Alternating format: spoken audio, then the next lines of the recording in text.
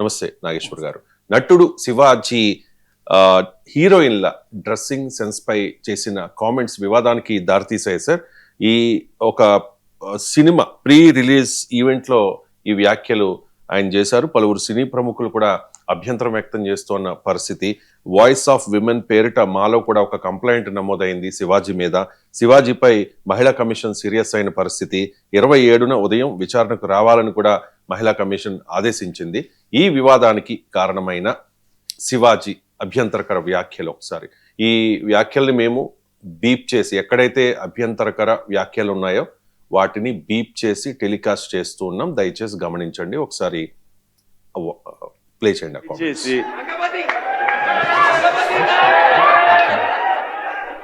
ఇంకో విషయం చెబుతున్నా, అమ్మాయిలు హీరోయిన్లు ఈ బట్టలకు పెడితే వేసుకొని పోతే మనమే దరిద్రం అనిపించాల్సి వస్తమ్మా. ఏమనుకోవద్దు, హీరోయిన్లు అందరూ మీరు అనుకున్నా నాకు పోయేది లేదు, లాగి పీకుతాం మనం, అది వేరే విషయం. కానీ మీ అందం చీరలోనో, మీ అందం నిండుగా కప్పుకునే బట్టల్లోనే ఉంటుంది తప్పితే దాంట్లో ఏముండదమ్మా.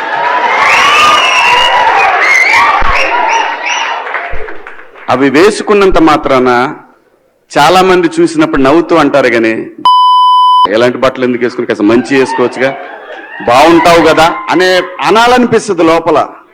అనలేము. అంటే మళ్ళీ స్త్రీ స్వాతంత్రం లేదా, స్వేచ్ఛ లేదా. స్త్రీ అంటే ప్రకృతి, ఎంత అందంగా ఉంటే అంత గౌరవం పెరిగిద్ది. ఈ ప్రకృతి అద్భుతంగా ఉంటది. అలాగే స్త్రీ, మా అమ్మ చక్కగా ఎప్పటికీ గుండెల్లో కనపడతా ఉంటది, ఒక సావిత్రమ్మ గాని, ఒక సౌందర్య గాని. అలాగే ఈ జనరేషన్లో ఇంకా చాలా మంది, రష్మిక, చాలా మంది అమ్మాయిలు ఉన్నారు. వీళ్ళందరూ ఇంపాక్ట్ క్రియేట్ చేశారు కాబట్టి అమ్మటే చెప్పగలుగుతున్నాం. గ్లామర్ అనేది ఒక దశ వరకే ఉండాలా, ఇంతవరకు ఉంటే పర్లా, అది ఇక్కడికి రాకూడదు. నేనేవాళ్ళ కానీ చెప్పడానికి మళ్ళీ అందరు రేపు పొద్దున పెద్ద పెద్ద వాళ్ళంతా బయలుదేరతారు, మాకు స్త్రీ స్వేచ్ఛ లేదు. స్వేచ్ఛ అనేది అదృష్టం. ఆ స్వేచ్ఛని కోల్పోవద్దు. మన గౌరవం ఎప్పుడు పెరుగుద్దంటే మన వేష భాషల నుంచే మన గౌరవం పెరిగిద్ది. అందులో ప్రపంచ వేదికల మీదైనా సరే చీర కట్టుకున్న వాళ్ళకే విశ్వసుందర కిరీటాలు వచ్చినాయి. Thank you so much. Right. ఈ వ్యాఖ్యల తర్వాత చాలా రియాక్షన్స్ వచ్చాయి సార్. అంటే ఈ డ్రెస్సింగ్ సెన్స్ మీద మాట్లాడిన ఏ వ్యక్తి మాట్లాడినా కూడా వెంటనే రియాక్ట్ అయ్యే అనసూయ రియాక్ట్ అయ్యారు. అనసూయ ఏమన్నారు ఒకసారి? డ్రెస్సెస్ అనేవి చాలా పర్సనల్, అంటే ఇట్స్ ఫ్యాషన్, ఎవరికి ఏది నప్పితే అది వేసుకోవాలి. ఆయన దృష్టిలో ఆయన ఇన్సెక్యూరిటీ ఉన్నట్టుంది, ఆయన ఎలా కనిపిస్తాడు, అందుకే అలాంటి రెస్ట్రిక్షన్స్ అంతా ఉన్నట్టున్నాయి. ఎవరి ఇష్టం వాళ్ళది. ఇప్పుడు ఆయన చెప్పినంత మాత్రాన మనందరం ఉంటామా, అది వాళ్ళకే ఉంటుంది. But I personally feel dressing అనేది ఇట్స్ సమ్వన్స్ పర్సనల్. తిండి, బట్ట ఇవన్నీ మనకు నచ్చినట్టే ఉన్నాయి. మన కంఫర్ట్, మన ఇష్టం. మీకు నచ్చకుండా నేను బలవంతంగా పప్పన్నం పెడితే మీకు బిర్యానీ కావాలని, అలాంటిది ఇట్స్ పర్సనల్.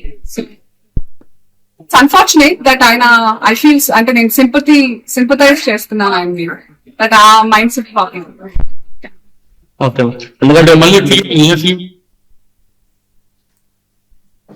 రైట్.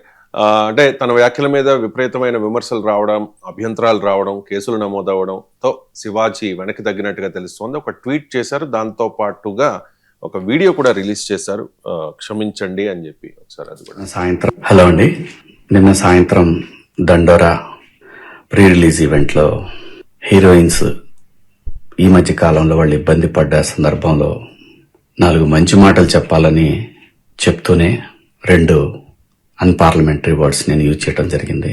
డెఫినెట్గా ఎవరికైనా వాళ్ళ మనోభావాలు దెబ్బతింటాయి. నేను మాట్లాడింది అమ్మాయిలందరినీ ఉద్దేశించి కాదు. హీరోయిన్స్ బయటకు వెళ్ళినప్పుడు బట్టలు జాగ్రత్తగా ఉంటే మీకు ఇబ్బంది ఉండదేమో మా అమ్మ అనే ఉద్దేశం తప్ప నేను ఎవరిని అవమానపరచాలని కాదు. బట్ ఏదైనా 2 అన్పార్లమెంటరీ వర్డ్స్ దొర్లినాయి. దానికి మై సిన్సియర్ అపాలజీస్. అండ్ ఇంకోటి, నేను ఎప్పుడు స్త్రీ అంటే ఒక మహాశక్తి, ఒక అమ్మవారి లాగానే అనుకుంటా. ఎందుకంటే ఇవాళ సమాజంలో స్త్రీని ఎంత తక్కువగా చూస్తున్నారో మనందరం చూస్తున్నాం. అటువంటి అవకాశం మనం ఇవ్వద్దు అని చెప్పే ఇంటెన్షన్లో ఒక ఊరు భాష మాట్లాడాను. అది చాలా తప్పు. I know, my sincere apologies. ఊరి భాష అంటున్నారు సార్, కానీ అది ఊరి భాష కాదు. అండ్ రీసెంట్ గా మనం చూస్తూ ఉన్నాం కదా సార్, ఏదైనా సినిమా ప్రీ రిలీజ్ ఈవెంట్ లో కానీ ఏదైనా ఈవెంట్ జరిగినప్పుడు ఆ సినిమా పేరు మీద పెద్ద ఎత్తున పబ్లిసిటీ జరగాలంటే, లేకపోతే ఆ వ్యక్తి లైమ్ లైట్ లోకి రావాలంటే ఈ తరహా వ్యాఖ్యలు చేస్తేనే మాత్రమే వస్తూ ఉన్న పరిస్థితి సార్. చాలా సందర్భాల్లో మనం చూసాం. గతంలో చలపతిరావు అమ్మాయిల విషయంలో వాళ్ళు, అంటే నేను మాట్లాడలేను, ఒకసారి ఆయన ఏమన్నారు అనేది వినిపిస్తాను. చలపతిరావు గతంలో ఏం మాట్లాడారు సినీ నటుడు, అది ప్లే చేయండి. రావు గారు ఇక్కడ ఉన్నారు. ఎన్నో పాత్రలు, నిజంగా నాకు తెలిసినంత వరకు నా అనుభవం, నా వయసు సరిపోదు ఆయన గురించి చెప్పడంలో. ఎన్నో పాత్రలు, పాత్రకి ప్రాణం పోసే వ్యక్తి, బాబాయిగా, మావయ్యగా, తండ్రిగా అద్భుతమైన పాత్రలు పోషించి మనందరి మనసుల్లో సుస్థిర స్థానాన్ని సంపాదించుకున్న చలపతిరావు గారు ఇక్కడ ఉన్నారు. సార్ మీరు చెప్పండి సార్, అమ్మాయిలు మనశ్శాంతికి హానికరమా అండి? నువ్వు అట్లా అడుగుతాయని ఏం చెప్తున్నా? అమ్మాయిలు హానికరం కాదు కానీ పక్కలోకి పనికి వస్తారు. అమ్మాయిలు హానికరం కాదు కానీ పక్కలోకి పనికి వస్తారు. Super answer sir. ఓకే, నేను దాన్ని సెన్సార్ ఇంత స్లో మోషన్ వెళ్ళి ఇంత కష్టపడ్డావు, ఇంత స్పీచ్ ప్రిపేర్ అయ్యి ఆడపోయినాక సార్ ఒక మాట అన్నాడు, అంతా అయిపోయింది. చలపతిరావు గారి మాటలని ఎవరు ఎక్స్పెక్ట్ చేసి ఉండరు సార్. ఎందుకంటే ఆ యాంకర్ చెప్పినట్టుగా చాలా మంచి పాత్రలో ఆయన నటించారు. ఆయన మాట్లాడిన మాటను ఎవరు ఎక్స్పెక్ట్ చేయలేదు, ఎవరు జీర్ణించుకోలేని పరిస్థితి. ఆ తర్వాత యాంకర్ కవర్ చేసే ప్రయత్నంలో యాంకర్ రవి ఆ సూపర్ ఆన్సర్ అన్నందుకు యాంకర్ రవిని నెటిజన్లు ఒక రకంగా విపరీతంగా ట్రోల్ చేశారు సార్. ఇది పక్కన పెడితే ఆ తర్వాత బాలకృష్ణ ఎమ్మెల్యే హోదాలో ఉండి ఆడవాళ్ల విషయంలో ఆయన ఏమన్నారు అన్నది కూడా పెద్ద ఎత్తున అప్పట్లో పెద్ద చర్చ జరిగింది. నేషనల్ మీడియా కూడా కవర్ చేసిన పరిస్థితి. ఇక వైఎస్ఆర్ కాంగ్రెస్ పార్టీ నాయకులైతే ఒక రేంజ్ లో ఆడుకున్నారు బాలకృష్ణని. ఆ వివాదానికి కారణమైన ఆ వ్యాఖ్యలు బాలకృష్ణ. అన్ని పాత్రలు నేను ఏమంటారు, నేను కొన్ని పాత్రల వరకే నేను చేయగలుగుతాను. అమ్మాయిలు అంటపడమంటే అట్టా ఊరుకుంటారా మా ఫ్యాన్స్? ఊరుకోరుగా. అమ్మాయిలు అంటపడాలంటే అమ్మాయిలు ఊరుకుంటారా అంటున్నారు. వెళ్ళి ముద్దను పెట్టారు, కడుపుని చేసేయాలి అంతే. కమిట్ అనే పోవాలి ఏదో ఒకటి. సో అలాగా సో ఒక్కొక్క పాత్రలు పెడతారు. రైట్ సార్, ఈ వివాదం మీద మీ కామెంట్. అంటే ఇందులో రాజకీయాలకు, కులాలకు, వ్యక్తులకు సంబంధం లేదు. ఇది ఒక ఇష్యూ. ఏ వ్యక్తి అయినా తప్పు మాట్లాడితే ఆ వ్యక్తిని ఖండిస్తాం. ఓకే, ఇప్పుడు డాక్టర్ శివాజీ క్షమాపణ కూడా చెప్పాడు. సో అందువల్ల నా దృష్టిలో వ్యక్తులు ముఖ్యం కాదు. శివాజీయా, చలపతిరావయా, బాలకృష్ణయ్య ఇలాంటి వాళ్ళు, సినిమా వాళ్ళు చాలా తరచుగా ఈ పనులు చేస్తున్నారు. సినిమాల వాళ్ళు కొంతమంది, అందరని కాదు. సినిమా వేదికల పైన ఈ రకమైన వ్యాఖ్యలు చాలా ఫ్రీక్వెంట్గా వస్తున్నాయి అనేది విమర్శ. అందువల్ల దీన్ని ఒక వ్యక్తుల కోణంలో లేదా వారి రాజకీయ నేపథ్యాల కోణంలో వాటిని చూసి అసలు ఇష్యూ పక్క పోకూడదు. ఇవాళ మీడియా కవరేజ్ చూస్తే మనకు అర్థమవుతుంది. యాక్టర్ శివాజీ కాంట్రవర్సీ విషయంలో ఏ పత్రికలు ఎలా రాసాయో చూస్తేనే అర్థమవుతుంది. ఇది ఏ స్థాయిలో రాజకీయ కోణాన్ని సంతరించుకుంటోంది, సామాజిక కోణాలని సంతరించుకుంటుంది. అది కూడా నేను యాడ్ చేస్తాను sir with your permission. Andhrajyothy and Eenadu ఈ రెండు పత్రికల్లో చూసుకుంటే కనుక శివాజీ క్షమాపణ చెప్పిన వార్తని ఫ్రంట్ పేజీలో హైలైట్ చేశాయి. సాక్షిలో మరెందుకో కంప్లీట్ గా సాక్షి ఫ్యామిలీ పేజీ మొత్తం అంతా ఎవరైనా చూసుకోవచ్చు. సాక్షి పత్రికలో కంప్లీట్ గా ఫుల్ పేజ్ ఇదే ఇష్యూని, శివాజీని ఎండగడుతూ ప్రచురించిన పరిస్థితి. ప్లీజ్. అందుకే సమస్య అక్కడే వస్తుంది. సమాజంలో తప్పును తప్పుగా చూడాలి తప్ప తప్పు వెనకాల ఏ కులం ఉంది, తప్పును వెనకాల ఏ పార్టీ ఉంది, తప్పు వెనకాల ఏ వ్యక్తి ఉన్నాడు అనే దాన్ని బట్టి ఆ వ్యక్తి ప్రముఖ హోదాలో ఉంటే అతన్ని ఏమనం, ఆ వ్యక్తి కాస్త తక్కువ స్థాయిలో ఉంటే ఆ వ్యక్తిని టార్గెట్ చేస్తాం. ఆ వ్యక్తి తమ ప్రత్యర్థి సామాజిక రాజకీయ నేపథ్యం ఒక రకంగా ఉంటాం, తమ అనుకూల సామాజిక రాజకీయ నేపథ్యం ఇంకో అనుకూలంగా ఉంటాం. ఇదేం దరిద్రం నాకు అర్థం కాదు. అందువల్ల ఈ దరిద్రాలకు అతీతంగా మనం ఇలాంటి అంశాలపైన రియాక్ట్ కావాలి. రెండవది, నేను ఇంకా మీడియాలో ఇంకో దరిద్రం కూడా చూశాను. ఆయన శివాజీ ఈ పదం వాడాడు, ఈ పదం వాడకూడదు, ఇది సంస్కారం కాదంటూ అదే పదాన్ని 10 సార్లు వాడుతున్నారు. ఇంకో దరిద్రం ఇదే ఒక ఎక్స్ట్రీమ్ విశ్లేషణలో ఆ పదం వాడకూడదని చెప్తూ అదే పదాన్ని 10 సార్లు వాడారు. అంటే శివాజీ చేసిన తప్పును 10 రెట్లు చేసినట్టే కదా. మళ్ళీ చెప్పడమేమో ఇది సంస్కారం కాదు, ఇది పదం వాడడం అని చెప్పి 10 సార్లు వాడితే మళ్ళీ అదే పదాన్ని ఏమన్నట్టు నాకు అర్థం కాని అంశం. అంటే మన మైండ్ సెట్ కూడా తెలియజేస్తుంది కదా ఇందులో. సో అందువల్ల అందుకే నేను ప్రత్యేకంగా చెప్పింది, అట్లీస్ట్ నేను విశ్లేషించే దాంట్లోనైనా ఆ అభ్యంతరకర పదాలు దొరలకూడదు అని. అందుకే మీకు ముందే చెప్పాను, మనం బీపీఎస్ అనడంలో కారణం అది. ఎట్టి పరిస్థితుల్లో ఏ పదాలైతే తప్పని మనం అంటున్నామో ఆ పదాలని మన వేదికల ద్వారా ప్రమోట్ చేయకూడదు, అది నా ఉద్దేశం. సో ఆ పదాలు మరి ఏమన్నాడు, ఏమంటే ఏంటి, అది అభ్యంతరకరమైన పదం అయిపోయింది కదా, అర్థమైంది కదా. ఆ క్యూరియాసిటీ నాకైతే లేదు. ఎవరికైనా ఉన్నోడికి వాడు ఎలాగో చూసుకొని ఉంటాడు, ఇప్పటికే మనం చెప్పాల్సిన అవసరం లేదు.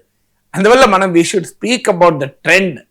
దిస్ ట్రెండ్ ఏంటి, ఈ ట్రెండ్ కాంటెక్స్టలైజ్ చేయాలి మనం. ఈ ట్రెండ్ కొత్త ఏమీ కాదు. సినిమాల్లో ఈ రకమైన వేషధారణ, ఇప్పుడు మీరు చూడండి శివాజీ మాట్లాడినట్లో వేష భాషల బట్టే గౌరవం ఉంటుంది అన్నాడు. ఇప్పుడు ఈ వివాదం ఎందుకు వచ్చింది, భాష వల్లే కదా. ఇప్పుడు ఆయనే చెప్పాడు కదా తన సెకండ్ వీడియోలో, నేను 2 అన్పార్లమెంటరీ పదాలు వాడానని. చూడండి, వేష భాషలలోనే మన గౌరవం ఉంటుంది అంటూ మళ్ళీ భాష పొరపాటున 2 పదాలు వాడాడు అని ఆయన ఒప్పుకుంటున్నాడు. ఆ అపాలజీలో కూడా మళ్ళీ భాష సమస్య వచ్చింది, ఊరి భాష అని. ఊర్లో ఈ భాష మాట్లాడడం, పట్టణాల్లో మాట్లాడరా, నగరాల్లో పనికిమాల పబ్ కల్చర్ ఊర్లలో లేదు, నగరాల్లోనే ఉంది. మీరు ఆ పబ్బులు ఎక్కడ గ్రామాల్లో ఉన్నాయా? హైదరాబాద్లో పబ్బులు ఉన్నాయి. సో ఇదేదో అర్బనైట్స్ ఏమో చాలా సంస్కారవంతంగా మాట్లాడతారు, రూరలైట్స్ గ్రామీణ ప్రజలు మాట్లాడతారు, బూతులు మాట్లాడతారు, ఇది కూడా రాంగ్ నోషన్. సో ఊరి భాష ఏమీ లేదు. విలేజ్ లాంగ్వేజ్ అంటే విలేజ్లో అంత అసభ్యంగా మాట్లాడడం అనేది అదేమో సంస్కారం అయిపోయినట్టు, నగర ప్రజలేమో చాలా సంస్కారయుతంగా నగరాల్లోనూ గ్రామాల్లోనూ అసభ్యంగా మాట్లాడే వాళ్ళు ఉంటారు, ఆ నగరాల్లోనూ గ్రామాల్లోనూ అసభ్య ప్రవర్తన కలిగి ఉంటారు. అందుకే నేను చెప్పింది పబ్ కల్చర్ గ్రామాల్లో లేదు, పబ్ కల్చర్ మెట్రో సిటీస్లో ఉంది. సో అందువల్ల మనము ఈ మనకుండే బయాసెస్ను, అంటే సోషల్ పొలిటికల్ బయాసెస్ను జయించి మాట్లాడాలి. అందులో సెలబ్రిటీ పొజిషన్లో ఉన్నవారు మరింత జాగ్రత్త ఉండాలి. ఎందుకంటే వాళ్ళు లక్షలాది మంది పైన ప్రభావం చూపుతారు. మీరు గమనించండి, మీరు చూపెట్టిన వీడియోల్లో బాలకృష్ణ ఆ మాట అన్నప్పుడు కూడా జనం కేరింతలు కొట్టారు. నిన్న శివాజీ దండోరా మూవీలో కూడా కేరింతలు కొట్టారు. అంటే ప్రజలు కూడా ఆలోచించాలి, సమాజం కూడా. సమాజంలో ప్రజలంటే అందరూ కాదని చెప్పేది. ఈ రకమైన కల్చర్ను కన్జ్యూమ్ చేస్తున్నంత కాలం there is a demand. As long as there is demand, there is supply. Basic economic principle. ఇప్పుడు ఈ రకమైన సంస్కారహీనమైన, అసభ్యమైన, హేయమైన పదజాలాలు వాడుతున్నప్పుడు కేరింతలు కొట్టడం ఏంటి? మనం కూడా ఎక్కడికి పోతున్నాం? సో ఈ కేరింతలు కొట్టే సంస్కృతి ఉన్నప్పుడు మాట్లాడేవారు పుట్టుకొస్తూనే ఉంటారు. అక్కడ వ్యక్తులు ముఖ్యం కాదు, ఒక చలపతిరావా, ఒక బాలకృష్ణ, ఒక శివాజీ, రేపు ఇంకోరా అనేది. రేపు ఇలాంటి వాళ్ళు పుట్టుకొస్తూనే ఉంటారు, ఎందుకంటే దట్ ఈస్ డిమాండ్ కదా. సో అందువల్ల మొదలు మనం ఆ సమాజంలోనే ఆ డిమాండ్ను లేకుండా చేయాలి. సమాజంలో సభ్యత, సంస్కృతి, సత్ప్రవర్తన, సో అది వాటిని పెంచాలి మనం. తర్వాత సెలబ్రిటీల మధ్య మరింత బాధ్యత ఉంటుంది, ఎందుకంటే వారు ఒక్కరిపైన ప్రభావం చూపారు, లక్షలాది మంది పైన ప్రభావం చూపుతారు. కొన్ని సందర్భాల్లో మనము మాట్లాడుతున్న క్రమంలో దొరలాలని రూల్ ఏం లేదు. ఇప్పుడు నేను కొన్ని వేల గంటలు లైవ్లో మాట్లాడాను. లైవ్లో మాట్లాడేటప్పుడు మాట్లాడుతూ ఉంటాం, ఆ పదం తప్ప ఒప్ప అని ఆలోచించి హేతుబద్ధతతో సహేతుకంగా మాట్లాడాలి అంటే సాధ్యమే కాదు, మాట్లాడుతూ పోతాం. కానీ నా అనుభవంలో ఇన్ని వేల గంటలు మాట్లాడిన అనుభవం ఉన్న వ్యక్తిగా చెప్తున్నా, ఏనాడు ఒక్క పదం అసభ్యకరమైన అన్పార్లమెంటరీ పదం రాలే. తప్పుడుగా మాట్లాడిన సందర్భాలు ఏమైనా ఉంటే ఉండొచ్చు, ఫ్యాక్చువల్లీ ఇన్కరెక్ట్, దాన్ని కరెక్ట్ చేసుకుంటాం. కానీ ఇండీసెంట్ లాంగ్వేజ్ అనేది అయితే ఎప్పుడు వాడలే. అందువల్ల ఇదేదో లైవ్లో ఒక బహిరంగ సభలో మాట్లాడుతూనో, ఒక ప్రీ రిలీజ్ ఈవెంటో, ఒక టీవీలో మాట్లాడుతూ పొరపాటు జరగడం కూడా సహజమే అని సమర్థన కూడా కరెక్ట్ కాదు. సహజం కాదు, అది అసహజం. అది అలా అదేమి రొటీన్గా జరగాలని రూల్ ఏం లేదు. ఇవి కాన్షియస్గానే సినిమా ఇండస్ట్రీ వేదికల పైన ఈ రకమైన వ్యాఖ్యలు వస్తున్నాయి. దీని కాంటెక్స్ట్ ఏంటి? అసలు మొదలు మనం ఒక నటుడు లేదు ఒక మాట మాట్లాడితే మనం దానిపైన చర్చిస్తున్నాం. అసలు సినిమాల్లో ఈ అసభ్యత లేదా? సినిమాల్లో ఈ అశ్లీలత లేదా? సినిమా పాటల్లో ద్వందార్థాలు లేవా? మీకు పేర్లు చెప్తే బాగుంటుంది, కానీ చాలా గొప్ప కవిత్వం రాసిన వాళ్ళు కూడా సినిమాలో బూత్ పట్టలు కూడా రాశారు. సో దాన్ని మనం ఏ రకంగా చూస్తాం, అద్భుతమైన సినీ సాహిత్యాన్ని సృష్టించిన వారు కూడా అశ్లీలమైన సినీ గీతాలు రాశారు. అడిగితే మాదేముంది, డైరెక్టర్ ఏది రాయమంటే అది రాస్తామన్న సందర్భాలు కూడా ఉన్నాయి. సో అందువల్ల మనము అర్థం చేసుకోవాల్సింది ఏంటంటే, స్టార్టింగ్ ఎక్కడ దీని కాంప్రిహెన్సివ్ పిక్చర్ అర్థం చేసుకోవాలి. దీని కాంప్రిహెన్సివ్ పిక్చర్లో ఉన్న మొదటి అంశం, సమాజంలో ఈ అసభ్యమైన అశ్లీలమైన భాషకు వేషాలకు డిమాండ్ ఉండడం మొదటి సమస్య. అక్కడి నుంచి స్టార్ట్ అవుతుంది. అది ఉంది కనుకనే కొద్దిమంది మాట్లాడుతున్నారు, అది ఉంది కనుకనే కొద్దిమంది ఆ రకంగా వేషధారణ ఉండవచ్చు. ఇక రెండవది సినిమా ఆలోచించాలి. నువ్వు సినిమా ద్వారా ఏం చూపుతున్నావు? సినిమా ద్వారా ద్వందార్థాలను చూపుతూ, సినిమా ద్వారా నీవు బూతులను చెప్పుతూ, సినిమాల ద్వారా మీకు అశ్లీలాన్ని ప్రబోధిస్తూ, సినిమా నటులు మళ్ళీ ఇలా అన్నప్పుడు అన్యాయం అన్యాయం ఆక్రోశం అంటే ఎట్లా? అసలు సినిమాలోనే ఉంది కదా ఈ సమస్య. సినిమాలో ఉన్న సమస్యనే సినీ ప్రముఖుల మాటలలో వస్తుంది. సినిమాలోనే లేకపోతే ఈ అశ్లీలత ముందు అక్కడ ఖండించాలి కదా. అది రెండవది. మూడవది, సినీ పరిశ్రమలో ఉన్న ధోరణులు ఏంటి? కాస్టింగ్ కౌచ్ మనం ఎంత వినలేదు. మీకు కేరళలో నుంచి తెలుగు వరకు కాస్టింగ్ కౌచ్ ఇది రియాలిటీ కదా. దానిపైన ఎంత డిబేట్ నడిచింది, ఎంత డిస్కషన్ నడిచింది, ఆఖరికి ఎవరికి శిక్ష పడ్డది. సో ఈ కాస్టింగ్ కౌచ్ అని అంటే సినీ పరిశ్రమలోనే మహిళలకు గౌరవము ఇచ్చే సంస్కారం కొన్ని సందర్భాల్లో లేనప్పుడు, మళ్ళీ నేను సినిమా మొత్తాన్ని అనడం లేదు, సినీ పరిశ్రమను మొత్తాన్ని అనడం లేదు, ఎందుకంటే అన్ని సినిమాలు అలా లేవు, అందరు నటులు అలా లేరు, అందరు దర్శకులు అలా లేరు, అందరు నటులు కొంతమంది ఉన్నా అన్ని సందర్భాల్లో అలా లేరు. కొన్ని సందర్భాల్లో అన్ని సందర్భాలు అలా లేరు కనుక మనం వాటిని సింగిల్ అవుట్ చేయాల్సిన అవసరం లేదు. సో మీకు ఏదో ఒక సందర్భంలో ఒక తప్పు మాట్లాడినంత మాత్రాన ఆ వ్యక్తిని వ్యక్తిత్వ హననం చేయాల్సిన అవసరం లేదు. ఆ మాట తప్పు అనడం వరకే మనం బాధ్యత. అంతే తప్ప ఆ వ్యక్తి మొత్తం క్యారెక్టర్ అసాసినేషన్ చేయకూడదు. అది మాత్రం కూడా కరెక్ట్ కాదు. అందువల్ల సినిమా ఇండస్ట్రీలో ఉండే రెండవ సమస్య కాస్టింగ్ కౌచ్. సో ఆ సినిమా పరిశ్రమ అనుభవంలోనే చెప్తున్నారు కదా, సినిమాలో మహిళల పట్ల ఏ గౌరవం ఉంది, కొత్తగా వస్తున్న సినిమా పట్ల అభిమానంతో ఆరాధనతో నటీమణులకు కావాలి, కళాకారులకు కావాలన్న ఆశతో వస్తున్న వారి పట్ల సినిమా పరిశ్రమలో ఏ ధోరణి ఉంది అని కూడా మనం చాలాసార్లు చర్చించుకున్నాం కూడా. అందువల్ల కాస్టింగ్ కౌచ్ ఒక సమస్య. మూడవ సమస్య ఈ రకమైన పదజాలాన్ని వాడడం. సో మీకు ఈ మూడు సమస్యల్ని మనము కాంప్రిహెన్సివ్గా చూడాలి. ఈ మూడు సమస్యల్ని మరింత సోషల్ కాంటెక్స్ట్లో చూస్తే అసలు మహిళల పట్ల మనకు ఉండేటువంటి దృక్పథం ఏంటి? దీన్ని అబ్జెక్టిఫికేషన్ అండ్ కమాడిఫికేషన్ ఆఫ్ ఉమెన్ అంటారు. మీరు గమనించండి, స్త్రీలపైన అత్యాచారాలు జరిగినప్పుడల్లా ఇదే చర్చ నడుస్తుంది. వాళ్ళ వేషధారణ వల్ల సమస్య వచ్చింది, వారు రాత్రిపూట తిరగడం వల్ల సమస్య వచ్చింది. ఇలాంటి డిఫెండింగ్ అంటే ఒక ఘటన జరిగినప్పుడు శశబిషలు లేకుండా ఎలాంటి వివరణ లేకుండా ఖండించాల్సిన సమయంలో కూడా దానికి ఎక్స్ప్లెనేషన్లు వెతుకుతూ ఉంటారు రాజకీయ నాయకుల నుంచి మొదలుకొని అందరూ కూడా. ఏంటి నాకు అర్థం కాదు, వేషధారణే వల్లనే మహిళలకు, ఇప్పుడు ఇక్కడ కూడా మీరు చూడండి, మీ పట్ల గౌరవము ఆ సందర్భం వచ్చింది కనుక వేషధారణ వల్లనే అత్యాచారాలు జరిగితే 6 నెలల పసిపాపపై కూడా అత్యాచారాలు జరుగుతున్నాయి కదా, 70 ఏళ్ల ముసలావిడపై కూడా అత్యాచారాలు జరుగుతున్నాయి కదా. ఇక్కడ కవ్వింపు ఉన్నది. 6 నెలల పసిపాప ఎవరిని కవ్వించింది? ప్రేమతో ఆప్యాయతతో అనురాగంతో చూడాల్సిన బిడ్డ కదా. 7-10 వయసులో ఉన్న మహిళలు కాలు మొక్కాల్సిన వయసు కదది. నీకు ఎందుకు ఆ దరిద్రపైన ఆలోచన పుట్టింది? ఇది కదా సమస్య. ఇది వదిలేసి కేవలము స్త్రీల వేషధారణ వల్లనే ఇదంతా జరుగుతోంది అనే ధోరణి. నేను చాలాసార్లు ఓపెన్గా చెప్తుంటా, మరి పురుషుల వేషధారణ గొప్పగా ఉంటుందా? మరి వాళ్ళపైన అత్యాచారాలు జరుగుతలేవే, జరగాలని మనం ఏం కోరుకోమే.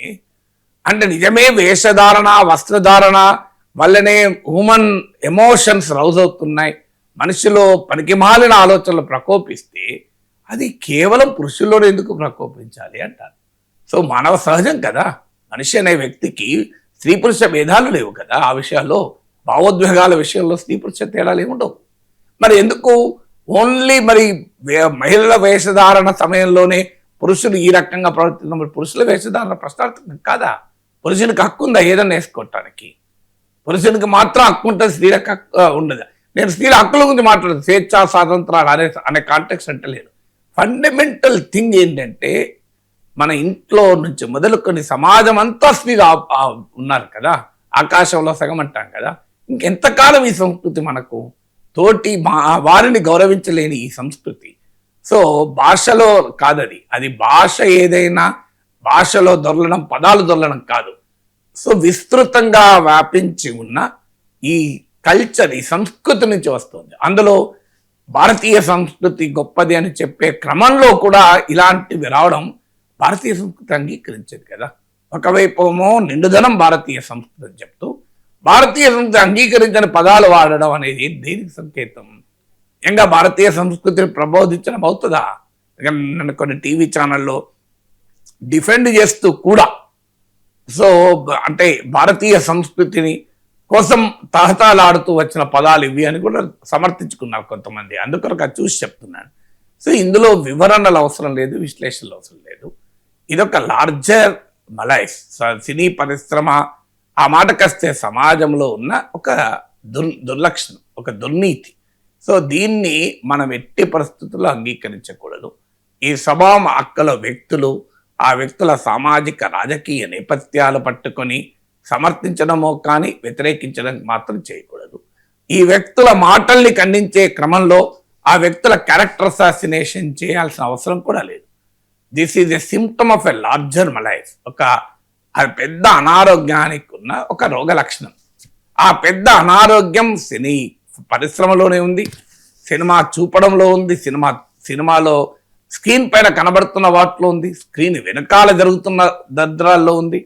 సో సినీ పరిశ్రమలో కాస్టింగ్ కౌచ్ రూపంలో ఉంది, సినీ ప్రముఖుల మాటల్లో ఉంది, వాటిని ఎంజాయ్ చేసే సమాజంలో ఉంది. ఈ ధోరణి ఎంటైర్ సొసైటీలో ఉంది. అది ఫిలిం ఇండస్ట్రీ, గ్లామర్ ఇండస్ట్రీ కావడం వల్ల కాస్త ఈ విషయంలో మరింత చర్చ జరుగుతుంది. కానీ this is a problem of the society, సమాజం యొక్క సమస్య. సినిమా ఇండస్ట్రీకున్న విశేషమైన ప్రజాదరణ వల్ల ఆ మాట ఇలాంటి సందర్భాలు వచ్చినప్పుడు ఎక్కువ చర్చ జరగచ్చు. We need not single out the film industry. Casting కావచ్చు సినిమా ఇండస్ట్రీ లేదు, అంతటా ఉన్నది. అది అన్ని చోట్ల ఉంది, మీడియాలో, ఇతర మీడియాలో ఉంది, ఈ ఇండస్ట్రీలో ఉంటుంది, కార్పొరేట్ సెక్టర్ అంతటా ఉంటుంది. సో ప్రతి వర్క్ ప్లేస్లో ఉంది ఇది. సో అందుకే కదా విశాఖ గైడ్ లైన్స్ లాంటి గైడ్ లైన్స్ వచ్చాయి కదా, వర్క్ ప్లేస్లో సెక్షువల్ హరాస్మెంట్ ఉండకూడదు అని. సో అందువల్ల ఈ ధోరణి పైన సమాజం పోరాడాల్సిన సమయం ఆసనమే. ఇక బంగ్లాదేశ్లో హిందూ వ్యతిరేక, భారత వ్యతిరేక అల్లర్లు, దాడులు కొనసాగుతూనే ఉన్నాయి సార్. ఆందోళనకారులు డిమాండ్ చేస్తూ ఉన్నారు షేక్ హసీనాను భారత్కు బంగ్లాదేశ్కు అప్పచెప్పాలి అని చెప్పేసి. బంగ్లాదేశ్ నుంచి ప్రజల తిరుగుబాటు తర్వాత 2024 ఆగస్టు 5న షేక్ హసీనా భారత్ చేరుకున్నారు. అప్పటి నుంచి కూడా ఢిల్లీలోనే ఆశ్రయం పొందుతోన్న పరిస్థితి. ఇప్పుడు మళ్ళీ షేక్ హసీనాను అప్పచెప్పాలనే డిమాండ్ బంగ్లాదేశ్లో పెద్ద ఎత్తున వినిపిస్తోంది సార్. మరి షేక్ హసీనా ఎప్పుడు బంగ్లాదేశ్ వెళతారు? షేక్ హసీనా వెళ్ళాలని నిర్ణయించుకున్నప్పుడు భారత్ వెళ్తుంది అని ఇప్పటికే ఇండియా ప్రకటించింది. ఎందుకంటే ఇప్పుడు బంగ్లాదేశ్లో షేక్ హసీనా పైన కేసు, ఆమెకు మరణశిక్ష విధించారు. ఆమె షేక్ హసీనా ఇటీవల ఏఎన్ఐకి ఇచ్చిన ఇంటర్వ్యూలో చెప్పారు, స్వతంత్ర న్యాయ వ్యవస్థ ఉన్న రోజు, న్యాయ వ్యవస్థ స్వేచ్ఛగా విచారణ జరిపి శిక్షలు విధించిన రోజు, ఒక ప్రజాస్వామ్యయుతమైన పాలకులు ఉన్న రోజు నేను వెళ్తానని. అది అన్ఫార్చునేట్లీ బంగ్లాదేశ్ చరిత్రలో ఎప్పుడు ఉంది అనేదే ప్రశ్న. షేక్ హసీనా ఉన్నప్పుడు కూడా లేదు సమస్య అది.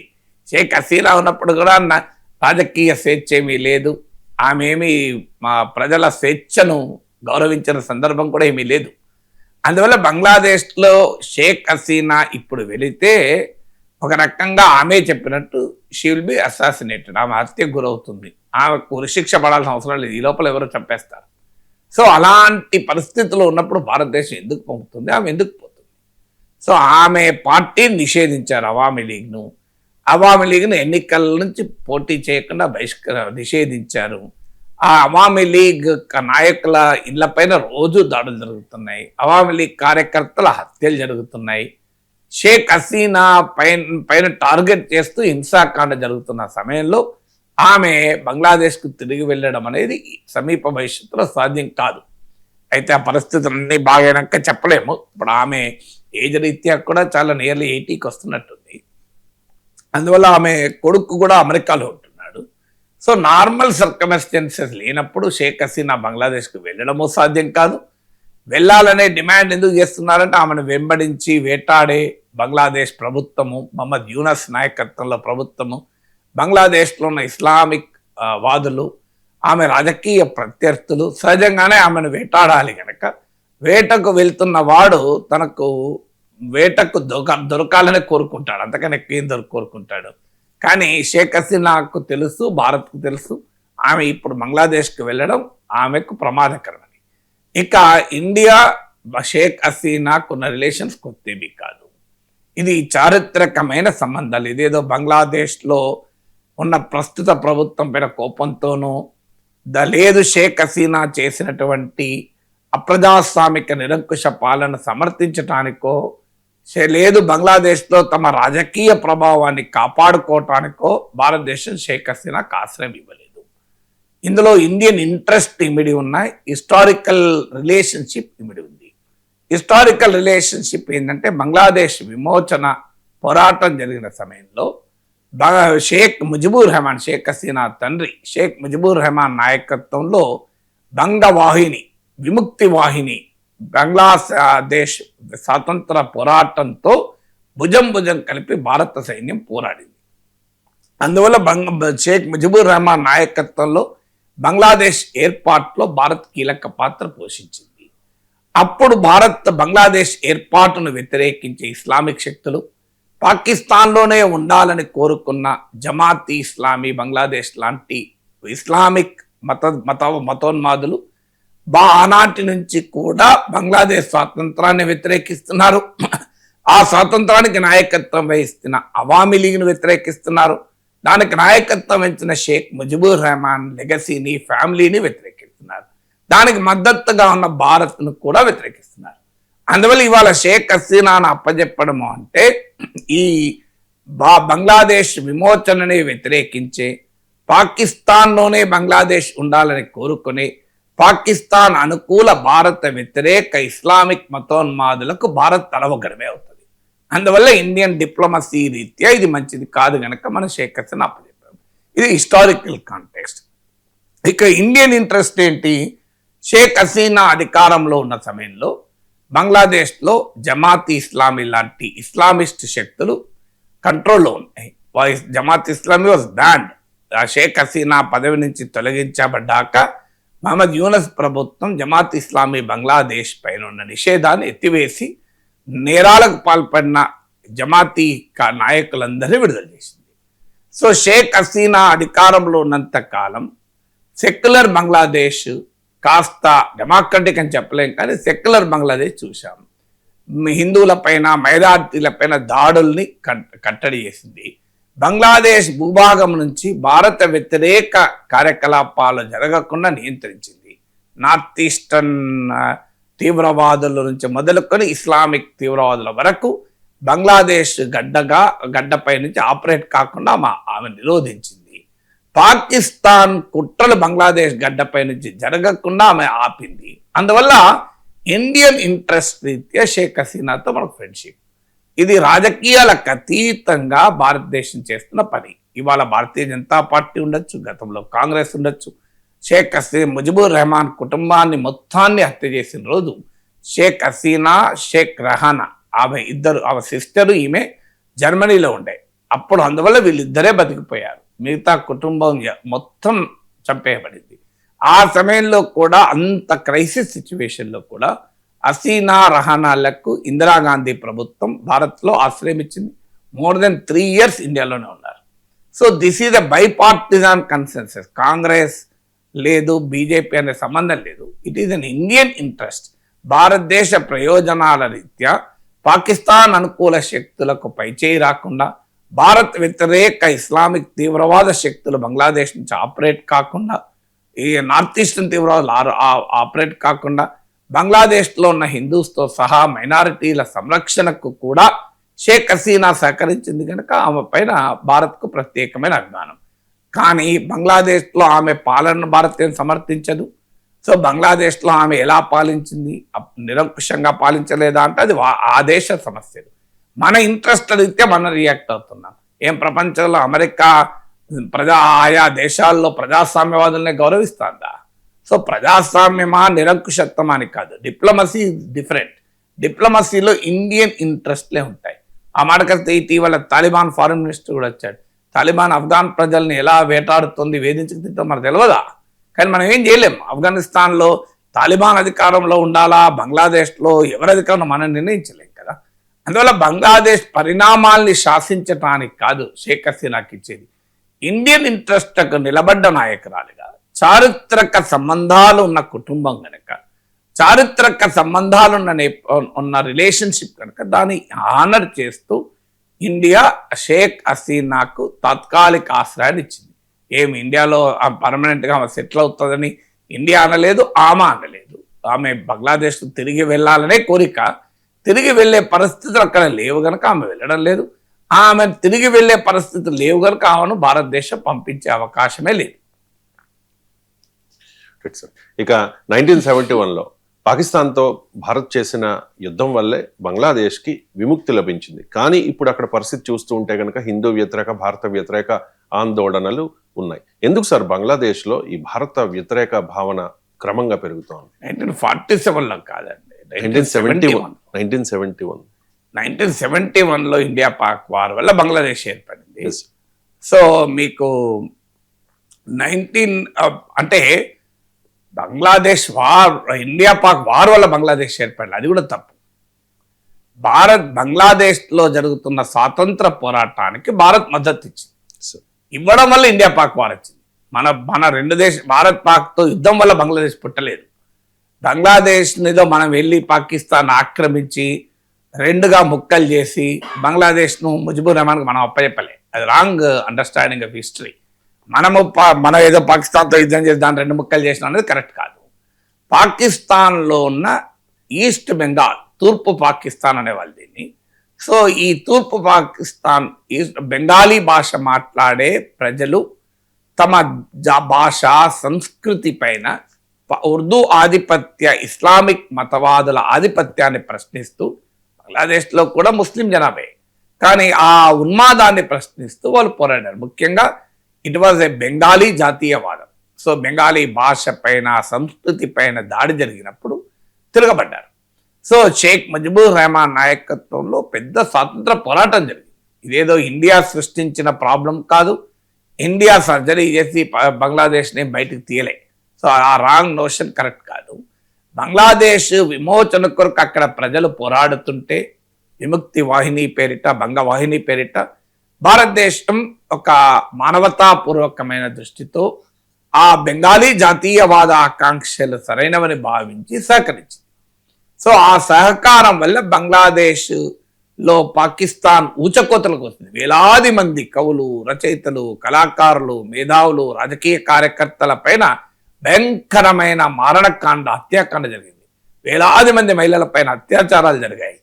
గృహదానాలు, ఆస్తుల దహనాలు మామూలు వినాశకర పరిస్థితులు కాదు పాకిస్తాన్ చేసింది.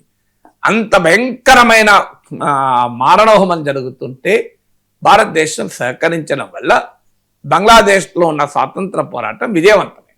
అప్పుడు బంగ్లాదేశ్ స్వాతంత్ర పోరాటానికి మనం మద్దతు ఇవ్వడం వల్ల భారత్ పాక్లో యుద్ధం జరిగింది. భారత్ పాక్లో యుద్ధం వల్ల బంగ్లాదేశ్ ఏర్పడలే. ఈ రెండింటి మధ్య చాలా తేడా ఉంది. అప్పుడు బంగ్లాదేశ్ స్వాతంత్ర యోధులతో కలిపి ఇండియన్ ఆర్మీ పోరాడింది. బంగ్లాదేశ్ జెండాలు పట్టుకునే ఇండియన్ ఆర్మీ ఢాకా పురవీధుల్లో మార్చ్ చేసింది. సో అప్పుడు భారత సైన్యం ముందు 90,000కు పైగా పాకిస్తాన్ సైనికులు తలవంచారు. మనకు అంతర్జాతీయ సమాజంలో కూడా ఆ రోజు సోవియట్ యూనియన్ మనం సమర్థించింది. ఇప్పుడు నిన్న కూడా రష్యా అదే అన్నది. బంగ్లాదేశ్ ఏర్పాటులో రష్యా కూడా ఒక పాత్ర పోషించింది. ఆ రోజు భారత్కు అండగా రష్యా నిలిచిందని కూడా నిన్న రష్యా స్టేట్మెంట్ ఇచ్చింది. So that is the history. ఇక ఇప్పుడైనా ఏంటి సమస్య? చాలా మందికి ఇదొక మీకున్న అనుమానమే అందరికీ వస్తుంది. అసలు బంగ్లాదేశ్ ఏర్పాటుకే మనం సహకరిస్తే, బంగ్లాదేశ్ స్వాతంత్రానికి మనము మద్దతు ఇవ్వడం వల్ల ఆ దేశం స్వతంత్ర దేశం అయితే, ఇప్పుడు బంగ్లాదేశ్లో భారత వ్యతిరేక భావజాలం ఏంటి? ఆశ్చర్యం వేస్తుంది. భారతీయ హైకమిషన్లపై దాడి, హిందువులపై దాడి, భారతదేశ వ్యతిరేక దాడి ఏంటి అని. ఈ దాడి షేక్ హసీనా ఏదో భారతదేశంలో ఉంది గనక దాడి జరుగుతుందని కూడా పొరపాటు, అదొక కారణం కావచ్చు. ఇప్పుడు ఉదాహరణకు మీకు ఇటీవల చనిపోయిన స్టూడెంట్ లీడర్ ఉన్నాడు ఉస్మాన్ హాదీ అని. సో ఆ ఉస్మాన్ హాదీని చంపిన వాళ్ళు ఇండియాకు పారిపోయారని చెప్పి ఒక పెద్ద ప్రచారం చేశారు. బంగ్లాదేశ్ మంత్రి ఈ స్టేట్మెంట్ ఇచ్చాడు, బంగ్లాదేశ్ మినిస్టర్. సో ఆ ఉస్మాన్ హాదీ కిల్లర్ ఇండియాకి వెళ్ళిపోయారని. సో బంగ్లాదేశ్ పోలీసే క్లారిఫై చేసింది దానికి ఏ ఎవిడెన్స్ లేదని. సో ఇలా ఎలాంటి ఎవిడెన్స్ లేకుండా అక్కడున్న స్వార్థపర శక్తులు కావాలని భారత వ్యతిరేక భావజాలాన్ని రెచ్చగొడుతున్నారు. ఎందుకు రెచ్చగొడుతున్నారు అంటే బంగ్లాదేశ్కు స్వాతంత్రం వచ్చిన సమయంలో కూడా సమాజంలో ఒక 30% వరకు బంగ్లాదేశ్ ఏర్పాటును వ్యతిరేకించారు. మేము పాకిస్తాన్లోనే భాగంగా ఉంటాం, మేము ఆ ఇస్లామీ పాకిస్తాన్లోనే భాగంగా ఉంటాం అనే భావన ఆ రోజుల్లో కూడా ఉండే. ఆ రోజుల్లో కూడా జమాత్ ఇస్లామీ బంగ్లాదేశ్ ఏర్పాటును వ్యతిరేకించింది. సో ఈ మతవాద శక్తులు ఇస్లామిస్ట్ ఫోర్సెస్ ఆ రోజు కూడా బంగ్లాదేశ్ స్వాతంత్ర పోరాటాన్ని వ్యతిరేకించారు. ఇన్ఫాక్ట్ పాకిస్తాన్ బంగాలీ కవులు సంస్కృతి భాష పైన దాడి జరుగుతుంటే, ఉచకోతకు వస్తుంటే కవులు కళాకారులు రాజకీయాలు జమాతీ ఇస్లామీ సహకారంతోనే చేశారు. పాకిస్తానేమో బంగ్లాదేశ్లో ఉన్న జమాతీ ఇస్లామీ బంగ్లాదేశ్ సహకారంతో బంగ్లా స్వాతంత్ర ఉద్యమం పైన మారణహోమం చేస్తుంటే బంగ్లాదేశ్ స్వాతంత్ర సమరయోధులతో కలిసి భారతదేశం పోరాడింది. అంటే ఒకవైపు పాకిస్తాన్, దాంతో పాటు జమాత్ ఇస్లామీ బంగ్లాదేశ్, మరోవైపు అవామీ లీగ్ నాయకత్వంలో బంగ్లా విముక్తి వాహిని భారతదేశం. ఈ రెండు శిబిరాలుగా 50 ఏళ్లకు పైగా ఉన్న సమస్య, ఇది కొత్త కాదు. ఆ రోజు స్వాతంత్ర పోరాట భావజాలం మెజారిటీగా ఉండే, అవామీ లీగ్ అనుకూలంగా ప్రజలు ఉన్నారు. కాలక్రమేణా జరిగింది ఏంటంటే ఇప్పుడు జమాత్ ఇస్లామీ బంగ్లాదేశ్ స్వాతంత్ర ఉద్యమాన్ని వ్యతిరేకించి పాకిస్తాన్తో కలిసి బెంగాలీ జాతీయవాదాన్ని క్రూరంగా అణచివేసిన శక్తులు పైచేయి సాధించాయి. అవామీ లీగ్ నాయకత్వంలో షేక్ హసీనా పాలించిన తీరు ఇందుకు అవకాశాలు ఇచ్చింది. ఆమె నిరంకుశంగా పాలించడము, ప్రత్యర్థుల పైన హింసాకాండ చూపడము. సో ఆమె నిరంకుశ పాలనకు వ్యతిరేకంగా ప్రజల్లో వచ్చిన ఆగ్రహావేశాలని ఈ శక్తులు తమకు అనుకూలంగా ఉపయోగించుకున్నాయి. తమకు అనుకూలంగా ఉపయోగించుకోవడమే కాకుండా మహమ్మద్ యూనస్ నాయకత్వంలో ప్రభుత్వంలో ఉన్నవారు కూడా దానికి ఆజ్యం పోశారు. అందువల్ల ఇది ఆ రోజున్న ఈ విషపు మొక్క ఈరోజు మహావృక్షమై ఉంది. దీనికి కారణము షేక్ హసీనా కూడా. ఆమె సరిగా పాలించి ఉంటే ఈ శక్తులు ఎప్పుడో బలహీనపడాలి. కానీ ఆమె సరిగా పాలించకపోవడం పట్ల ఆమె పట్ల ఉన్న వ్యతిరేకతే కాస్త భారత్ పట్ల వ్యతిరేకతగా మారింది. స్వాతంత్రోద్యమం నాయకత్వం వహించి దేశాన్ని బ్రిటిష్ పాలకుల నుంచి విముక్తి చేసిన కాంగ్రెస్ పార్టీయే సరిగా పాలించకపోవడం వల్ల కాంగ్రెస్ పార్టీ పైన దేశంలో అనేక చోట్ల వ్యతిరేకత వ్యక్తమై కాంగ్రెస్ ప్రభుత్వాలు mid-60s వచ్చారు, ఒక పతనమై చివరికి ఇలా కాంగ్రెస్ పార్టీ దేశంలో రాజకీయ చిత్రపటంలో అక్కడక్కడ కనపడించే పరిస్థితికి వచ్చింది కదా. మరి కాంగ్రెస్ కూడా దేశానికి స్వాతంత్రం నాయకత్వం వహించిన పార్టీయే కదా. బ్రిటిష్ వాళ్ళకు వ్యతిరేకంగా దేశానికి స్వాతంత్రం తెచ్చిపెట్టిన పార్టీయే కదా కాంగ్రెస్. మరి ఎందుకు ప్రజలు వ్యతిరేకిస్తున్నారు అంటే పాలించిన తీరు కూడా సమస్య అవుతుంది. అందువల్ల షేక్ హసీనా కూడా స్వాతంత్రోద్యమ వారసత్వానికి వ్యతిరేకంగా ఇలా బంగ్లాదేశ్లో జరుగుతున్న ఉన్మాదానికి కాస్త బాధ్యత వహించాలి. ఆమె పాలించిన తీరు కూడా ఇందుకు కారణం. సో అందువల్ల ఈ వైరం అంటే యాంటీ ఇండియా సెంటిమెంట్ బంగ్లాదేశ్లో రావటానికి కారణం ఇస్లామిక్ మతోన్మాదంలో ఉంది, పాకిస్తాన్ ప్రేరేపిత కుట్రాల్లో ఉంది. బంగ్లాదేశ్ స్వాతంత్రోద్యమానికి భారత్ ఇచ్చిన మద్దతును సహించలేని, అంగీకరించలేని, బంగ్లాదేశ్ స్వతంత్ర దేశంగా ఏర్పాటు కావడానే వ్యతిరేకించిన శక్తులు అప్పుడు ఇప్పుడు ఉన్నాయి. ఇప్పుడు పైచేయి సాధించడం వల్ల ఈ పరిణామాలు ఏర్పడ్డాయి. ఇక పాకిస్తాన్ ఫీల్డ్ మార్షల్ అసిమ్ మునీర్కి సౌదీ అరేబియా టాప్ ఆనర్తో గౌరవించిన పరిస్థితి సార్. సౌదీ అరేబియా అంటే భారత్ కూడా మిత్రదేశం. సౌదీ అరేబియాతో పాటు మరో 8 ముస్లిం కంట్రీస్ ప్రధాని మోదీని హైయెస్ట్ సివిలియన్ ఆనర్తో గౌరవించిన పరిస్థితి. ఏంటి సార్ ఇక్కడ ఏ రకంగా చూడాలి? మునీర్కు ఎందుకు ఈ గౌరవం? గతంలో చూసాం మనం, ట్రంప్ వైట్ హౌస్లో తీసుకెళ్ళి ఆయన సముచిత స్థానం ఇచ్చారు, ఇంపార్టెన్స్ ప్రయారిటీ ఇచ్చారు మునీర్కి. ఇప్పుడేమో సౌదీ అరేబియా ఆ ప్రయారిటీ ఇస్తూ అన్న పరిస్థితి కనిపిస్తోంది. పాకిస్తాన్ గేమ్ ప్లాన్ ఏంటి? భారత్పై దీని ప్రభావం ఏంటి? అంటే నరేంద్ర మోడీకి సివిలియన్ ఆనర్ ఇచ్చారు, అసీం మునీర్కి ఇచ్చారు. అందువల్ల ఇక ఆ అవార్డు గురించి ఎంత తక్కువ మాట్లాడడం అంత మంచిది. ఏముంది అది? సో నరేంద్ర మోడీకి ఇచ్చినప్పుడు మనం అదేదో పెద్ద గౌరవంగా ఊగిపోయి, చూడండి భారత ప్రధానికి ఇస్లామిక్ దేశాలకు కూడా ఎలా రెస్పెక్ట్ ఇస్తున్నాయని చెప్పి మనం జబ్బలు చర్చుకున్నాం. ఇప్పుడు ఏమైంది? వాళ్ళే మళ్ళీ అసీం మునీర్ కూడా అదే అవార్డు ఇచ్చారు. అందువల్ల ముందు మనం అంత అల్పసంతోషులుగా ఉండకూడదు. తర్వాత మీకు ఇక్కడ ఏదో అసీం మునీర్కి సివిలియన్ హానర్ ఇవ్వడం మనకేం ఏడుపు లేదు, ఇచ్చుకొని నేను ఇబ్బంది ఏం లేదు. కానీ పాకిస్తాన్ గేమ్ ప్లాన్ మనకు అర్థం కావాలి, భారత్కి ఎంత ప్రమాదమో. ఇటీవల కాలంలో పాకిస్తాన్ తన స్ఫియర్ ఆఫ్ ఇన్ఫ్లుయెన్స్ను విస్తరించుకుంటుంది. ఇది అమెరికాతో మొదలైంది. ట్రంప్ అడ్మినిస్ట్రేషన్ ఫస్ట్ టైం పవర్లోకి వచ్చినప్పుడు పాకిస్తాన్ పట్ల ఈ అనుకూలత లేదు. తర్వాత బైడెన్ ప్రభుత్వం అయితే అసలు పాకిస్తాన్ చూడలే. కానీ ట్రంప్ సెకండ్ టైం పవర్లోకి వచ్చాక పాకిస్తాన్ ట్రంప్తో బ్రహ్మాండమైన దోస్తాని మెయింటైన్ చేస్తుంది. మీకు ట్రంప్ భాషల్లోనే ఐ లవ్ పాకిస్తాన్ అన్నాడు. ఈ ఐ లవ్ పాకిస్తాన్ కారణం పాకిస్తాన్ తన దగ్గర ఉన్న సహజ వనరుల నుంచి మొదలుకొని తన సంపదను అమెరికాకు అప్పచెప్పడానికి రెడీ అయింది. ఇప్పుడు ట్రంప్ ఫ్యామిలీకి 60% వాటా ఉన్న కంపెనీతో పాకిస్తాన్ ప్రభుత్వం క్రిప్టో డీల్ కుదుర్చుకుంది. పాకిస్తాన్ మినరల్ ఫోరం అని మీటింగ్ పెట్టి అమెరికాకు పాకిస్తాన్ ఖనిజ వనరులను అప్పచెప్పింది. ఏకంగా అసీం మునీర్ ఒక రేర్ ఎర్త్ మెటల్స్తో కూడుకున్న ఒక బ్రీఫ్ కేసును తీసుకెళ్లి ట్రంప్కు బహుకరించాడు. ఇంకా మా దగ్గర ఇంతటి ఖనిజ సంపద ఉంది, మీరు దోచుకోవచ్చు అని. పాకిస్తాన్ ఆయిల్ ఫీల్డ్స్ డెవలప్ చేయడానికి అమెరికన్ కంపెనీలతో ఒప్పందాలు కుదిరాయి. బలూచిస్తాన్లో గ్వాదర్ పోర్ట్, చైనా నిర్మించిన గ్వాదర్ పోర్ట్కి సమీపంలో ఒక పస్నీ అనుకుంటాను, ఆ ఎయిర్పోర్ట్ నిర్మించడానికి అమెరికాకు పాకిస్తాన్ ఆఫర్ ఇచ్చింది. ఇవన్నీ అలాగే అమెరికా నుంచి పెద్ద ఎత్తున రక్షణ కొనుగోళ్లు చేయడానికి పాకిస్తాన్ అంగీకరించింది. పాకిస్తాన్ చైనాకు దగ్గర కావడాన్ని సహించలేని అమెరికా పాకిస్తాన్లో తమ క్లయింట్ కంట్రీ గనక ఇటీవల కాలంలో ట్రంప్ ప్రభుత్వం పాకిస్తాన్కు సన్నిహితమైంది. ఇది భారత్కు వచ్చిన మొదటి స్ట్రాటజిక్ ఛాలెంజ్. అంటే ఇప్పటిదాకా మనము అమెరికాతో 20 ఏళ్ళుగా మిలిటరీ అగ్రిమెంట్లో, డిఫెన్స్ పార్ట్నర్షిప్లో, నేచురల్ ఫ్రెండ్షిప్ అన్నాం. చైనాకు వ్యతిరేకంగా అమెరికా నాయకత్వం క్వాడ్లో భాగమయ్యాం. కానీ అమెరికా మాత్రం ఇండియన్ ఇంట్రెస్ట్లకు భిన్నంగా పాకిస్తాన్కు దగ్గరవుతుంది. ఇది మొదటి సమస్య. రెండవ సమస్య ఏంటంటే పాకిస్తాన్ ఇస్లామిక్ ప్రపంచంలో తన ఇన్ఫ్లుయెన్స్ని పెంచుకుంటోంది. దీనికి కూడా పరోక్షంగా అమెరికా కారణం. అమెరికా ఆ మద్దతుతో ఇజ్రాయెల్ పెట్టరేగిపోతూ ఏకంగా ఖతార్ పైన దాడి చేసింది. ఖతార్ పైన ఎప్పుడైతే దాడి చేసిందో అరబ్ ప్రపంచంలో ఒక రీథింకింగ్ మొదలైంది. అరబ్ ప్రపంచంలో అమెరికా రక్షణ గ్యారంటీలో బతుకుతుంది.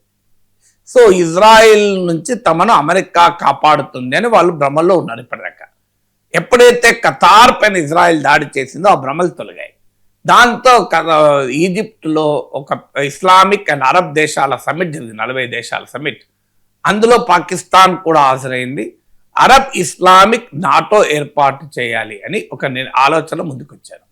సో అరబ్ ఇస్లామిక్ నాటో ఏర్పాటు అంటూ జరిగితే పాకిస్తాన్కు అండగా 40 ఇస్లామిక్ దేశాలు వస్తాయి. పాకిస్తాన్కున్న ప్రత్యేకత ఏంటంటే ఇస్లామిక్ ప్రపంచంలో న్యూక్లియర్ వెపన్స్ ఉన్న ఏకైక కంట్రీ పాకిస్తాన్. ఇప్పుడు ఇరాన్ అణ్వాయుధాలు తయారు చేయాలని చూస్తోంది కానీ ఇప్పటివరకు లేదు. సో ఇస్లామిక్ దేశాలకు ఇజ్రాయెల్తో ఉన్న ఘర్షణలో ఉన్న మేజర్ డిస్పారిటీ ఏంటంటే ఇజ్రాయెల్కి అణ్వాయుధాలు ఉండడం. ఇజ్రాయెల్ 1967లోనే అణ్వాయుధాలు పొందింది. ఇస్లామిక్ ప్రపంచానికి ఎక్కడా కూడా అణ్వాయుధాలు లేవు. ఇరాన్ ప్రయత్నిస్తుంటే అమెరికా అడ్డుపడుతోంది. పాకిస్తాన్ ఏమో అమెరికా సహకారంతో అణ్వాయుధాలు తయారు చేసుకుని కూర్చుంది. సో పాకిస్తాన్ మిలిటరీ క్లౌడ్ ఆ అరబ్ ఇస్లామిక్ నాటో ఏర్పడితే చాలా ఎక్కువగా పెరిగే ప్రమాదం ఉంది. ఈలోగా సౌదీ అరేబియాతో ఇప్పుడు సివిలియన్ హానర్ ఇవ్వటానికి కూడా కారణం ఏంటంటే ఇటీవల పాకిస్తాన్ సౌదీ అరేబియాల మధ్య కాంప్రిహెన్సివ్ డిఫెన్స్ అగ్రిమెంట్ కుదిరింది. ఇది నాటో తరహా ఒప్పందం అని ప్రకటించారు. నాటో తరహా ఒప్పందం అంటే ఏంటంటే ఒక దేశంపై దాడి జరిగితే తమ దేశంపైనే దాడి జరిగినట్టుగా భావిస్తారు. అంటే ఇప్పుడు సౌదీ పాకిస్తాన్ మధ్య ఒప్పందం ఏంటంటే పాకిస్తాన్ పై దాడి జరిగితే సౌదీపై దాడి జరిగినట్టుగా సౌదీ భావిస్తుంది. అందుకే ఈ మధ్య చూడండి, ఢిల్లీ పేలుళ్ల తర్వాత ఆపరేషన్ సింధూర్ ఇండియా మొదలు పెట్టలే, మోడీ ప్రభుత్వం అంత మాట్లాడి మొదలు పెట్టలే కదా.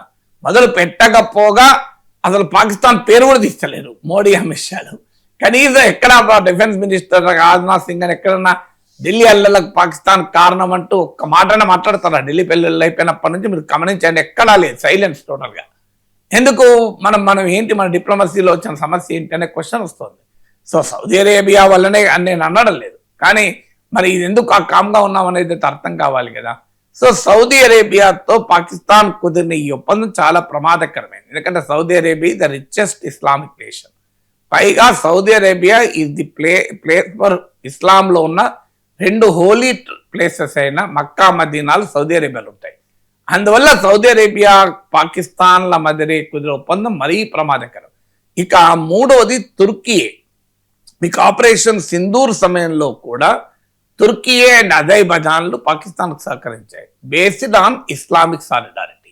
లేకుంటే ఇండియాకు అజర్బైజాన్కి ఏ ఘర్షణ లేదు, ఇండియాకు తుర్కీకి ఏ ఘర్షణ లేదు. అజర్బైజాన్ పాకిస్తాన్కు మద్దతు ఇచ్చాక మనం అజర్బైజాన్కు ప్రత్యర్థి దేశమైన ఆర్మేనియాకు ఆయుధాలు ఇవ్వడం మొదలుపెట్టాం టిట్ ఫర్ టాట్లో. కానీ వాస్తవంగా మనకు తుర్కీకు, మనకు అజర్బైజాన్కి ఏ ఇబ్బందులు లేవు. తుర్కీకు మనం వాస్తవంగా వాళ్ళకు సహకరించాను కూడా సైక్లోన్ వచ్చినప్పుడు, సో సారీ ఎర్త్క్వేక్ వచ్చినప్పుడు, భూకంపం వచ్చినప్పుడు. సో అయినా కూడా ఇస్లామిక్ సాలిడారిటీలో తుర్కీ, అజర్బైజాన్లు పాకిస్తాన్కు ఆపరేషన్ సింధూర్ సమయంలో సహకరించాయి. సౌదీ అరేబియా పాకిస్తాన్ల మధ్య కుదిరిన ఒప్పందంలో కూడా రాసుకున్నది ఏంటి, ఇస్లామిక్ సాలిడారిటీయే దీనికి ప్రాతిపదిక అన్నారు. పైగా పాకిస్తాన్ సౌదీ అరేబియాకు న్యూక్లియర్ అంబ్రెల్లా కూడా ఎక్స్టెండ్ చేస్తాం, అంటే తమ దగ్గర ఉన్న అణ్వాయుధాలు సౌదీ అరేబియాకు కూడా రక్షణ కవచంగా ఉంటాయని పాకిస్తాన్ ప్రకటించింది. అంటే సౌదీకి ఏదో ఇండియా మీద కోపంతో పాకిస్తాన్తో కలవడం లేదు, వాళ్ళకి ఇజ్రాయిల్తో ఉన్న సవాల్. అందువల్ల పాకిస్తాన్ సహకారం కావాలి. పాకిస్తాన్ ఏమో డబుల్ గేమ్ ఆడుతుంది, అటు అమెరికా ఇజ్రాయిల్కి మద్దతుగా ఉన్న అమెరికాతో ఉంటుంది, ఇటు ఇజ్రాయిల్కి వ్యతిరేకించి ఇస్లామిక్ దేశాలతో ఉంటుంది. సో సౌదీ అరేబియానే కాదు, ఇటీవల మీకు పాకిస్తాన్ అసీం మునీర్ జోర్డాన్తో, ఇండోనేషియాతో, ఖతార్తో కూడా చర్చలు జరిపాడు రక్షణ రంగంలో సహకరించడానికి. ఆఖరికి లిబియాకు వెళ్ళారు కూడా. ఇప్పుడు లిబియాలో కూడా, లిబియాలో ఉన్న ఒక పార్ట్ ఆఫ్ లిబియా, మన Libya is a north African country, అందులో ఈస్టర్న్ పార్ట్ ను ఖలీఫా హఫ్తార్ అని బెంగాజీ క్యాపిటల్ గా పాలిస్తున్నాడు. వెస్ట్రన్ లిబియాలో కల్నల్ గడఫీ పతనం తర్వాత లిబియా 2 ముక్కలే దాదాపు. ఈస్టర్న్ లిబియానోమో ఖలీఫా హఫ్తార్ పాలిస్తున్నాడు బెంగాజీ క్యాపిటల్ గా, వెస్ట్రన్ లిబియానోమో ట్రిపోలి క్యాపిటల్ గా, అంటే గడాఫీ టైంలో కూడా అదే క్యాపిటల్ ఉండే. అక్కడ వేరే ప్రభుత్వం ఉంది, దాన్ని యునైటెడ్ నేషన్స్ గుర్తించిన ప్రభుత్వం. ఆ ప్రభుత్వం ఇటీవల అమెరికాతో ఇన్వెస్ట్మెంట్లు, పెట్టుబడులు కుదుర్చుకునేది. Libya is one of the oil rich country. దానితో ఈ ఖలీఫా హఫ్తార్ అంటే ఈస్టర్న్ లిబియాలో అధికారంలో ఉన్న వారికి భయం పుట్టుకున్నది. అందువల్ల వాళ్ళు పాకిస్తాన్కు దగ్గర అయ్యారు. పాకిస్తాన్ నుంచి $4 to $5 బిలియన్, 400 కోట్ల నుంచి 500 కోట్ల డాలర్ల ఆయుధాలు కొనడానికి కూడా అగ్రిమెంట్ కుదుర్చుకున్నారు, అంటే లిబియా, ఈస్టర్న్ లిబియాతో. ఎందుకంటే ఆ ఖలీఫా హఫ్తార్ నాయకత్వంలో బెంగాజీ రాజధానిగా పాలిస్తున్న వారికి Russia and United Arab Emirates మిత్ర దేశాలు. కానీ రష్యా ఇవాళ ఉక్రెయిన్ వార్లో ఉండడం వల్ల ఆయుధాలు ఇచ్చే పరిస్థితిలో లేదు, సిరియాలో బషర్ ప్రభుత్వాన్ని కాపాడలేదు, యుఏఈకి అసలు డిఫెన్స్ ఎక్స్పర్ట్స్ లేవు. అందువల్ల వారు పాకిస్తాన్ పైన పడ్డారు. మొత్తం ఈ ఆర్కిటెక్చర్ మనం చూస్తే అమెరికాతో సాన్నిహిత్యము, సౌదీ అరేబియాతో నాటో తరహా ఒప్పందము, మీకు తుర్కీలతో, తుర్కీ ఇస్లామిక్ ప్రపంచంలో one of the most influential country, మీకు ఆపరేషన్ సింధూర్ సమయంలో సహకారము, అజర్బైజాన్ లాంటి సుదూర ఇస్లామిక్ దేశాలకు కూడా సహకారం, జోర్డాన్, ఇండోనేషియా, ఖతార్లతో డిఫెన్స్ డీల్స్ మాట్లాడుకోవడము, ఇప్పుడు ఖలీఫా హఫ్తార్ నాయకత్వంలో ఈస్టర్న్ లిబియాను పాలిస్తున్న పాలకులకు ఏకంగా $4 to $5 బిలియన్ ఆర్మ్స్ ఎక్స్పోర్ట్స్. వీటన్నిటి వెనకాల ఉన్నది మళ్ళీ ఇస్లామిక్ సాలిడారిటీ. అంటే పాకిస్తాన్ అతిపెద్ద ఇస్లామిక్ కోయలిషన్ నిర్మిస్తోంది. ఇవన్నీ కూడా ఆపరేషన్ సింధూర్ తర్వాత వచ్చిన పరిణామాలు. ఇంకో ఆందోళన కలిగించింది ఏంటంటే మరి ఇది భారత్కు ఎంత ప్రమాదం ఒకసారి ఆలోచించండి. ఐ డోంట్ అండర్స్టాండ్ ఎందుకు మరి మోడీ ప్రభుత్వం ఆశించిన స్థాయిలో దృష్టి పెట్టడం లేదు.